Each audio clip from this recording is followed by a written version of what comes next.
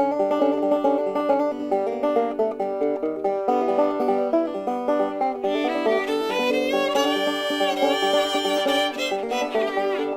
this is Tim Hellman. And this is Hairy McSpecies. And this is Movie Talk. Today we're going to review the movie Boyhood. Boyhood is director-writer Richard Linklater's groundbreaking 12-year project film about a boy coming of age from the ages of 6 to 18. Linklater filmed the movie with the same cast from the summer of 2002 until October of 2013. He was given $200,000 a year for a total $2.4 million budget and assembled the cast a few weeks out of every filming year. He wrote the film over the same time period and allowed all of the main actors to contribute. The movie stars Eller Coltrane, who was 7 when the film began filming, Patricia Arquette, Ethan Hawke, who's the usual filming partner of Linklater, and Lorelei Linklater, Richard's daughter. It received near unanimous critical praise, with only 2 critics out of 178 giving it negative reviews, and it's now one of the most critically acclaimed movies of all time. I think it lived up to the hype. Yeah, it was fantastic, and it was so smooth. The transition between the years is so smooth. I mean, you're literally watching people age just right before your eyes. So Richard's Linklater's daughter, she wanted to do it at first, and then about 3 or 4 years in, she wanted to quit and have the character killed off.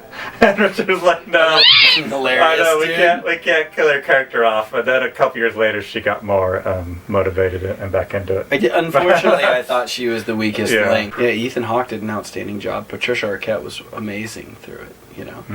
And the boy himself, his later years, I didn't, you know, he had that kind of nonchalant teenager angst.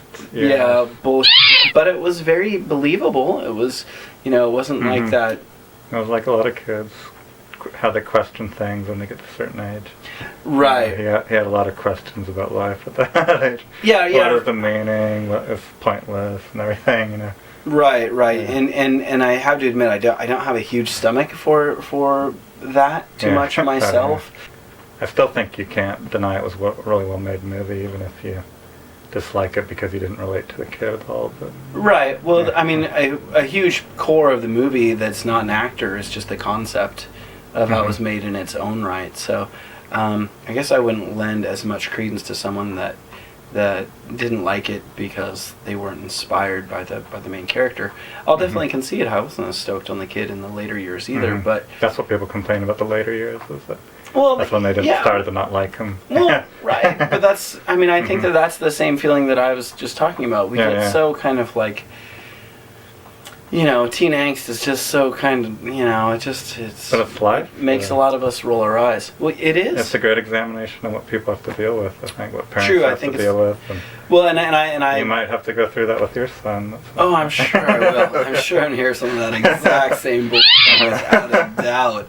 No, I know. And yeah, and if there is any sort of a karma in the world, I have got a load of it coming back to me, too. Another thing that was interesting about the movies that went through that was happening in those years, like the Iraq War and when they were promoting Obama getting elected and everything. Right. Well, it was always in the moment. It wasn't just recreating it. It was filmed in those years. So yeah. Yeah, right. And the music also fit very well too. Yeah. And the evolution of both Ethan Hawke and Patricia Arquette was amazing through both their lives. You know, initially you start out thinking that Patricia Arquette's the one who's, you know, decided to no longer be a kid and stop down and like really get on with her life. And in some aspects she does with great success, and in other aspects she's just recreating the same misery over and over again. It's being drawn to the same type of men. Yeah, and Ethan Hawke takes longer to kind of focus on getting stuff wrapped up, you know, in a tidy fashion. Although better than I mean, towards the end where he's there with his buddy in the club and they're playing music and he's kind of like, you know, this is the best way to hook up with a chick that you're probably going to be most interested in, and,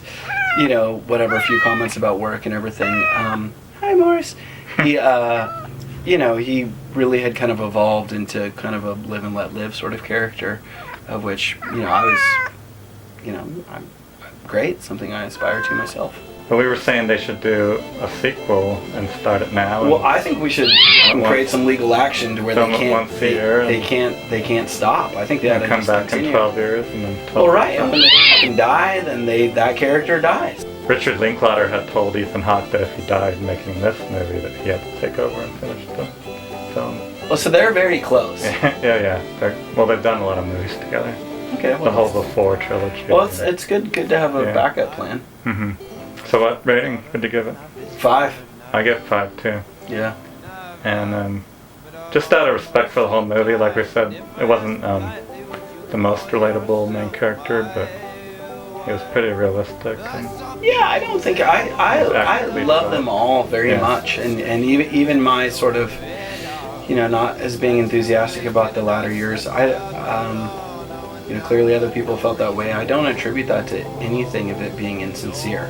I just or poor filmmaking, because that's just right. People go through phases, and sometimes we just get fucking annoyed with teenage kids. Shut up, stop being a bitch. Get on with it. Create some art. So yeah, that's really more my concern. He conveyed that role very well. Well, we could definitely do our own 12-year film project too. Like, there's no way I can tolerate you for 12 years. You can't tolerate me for 12 years? I'm f***ing with you.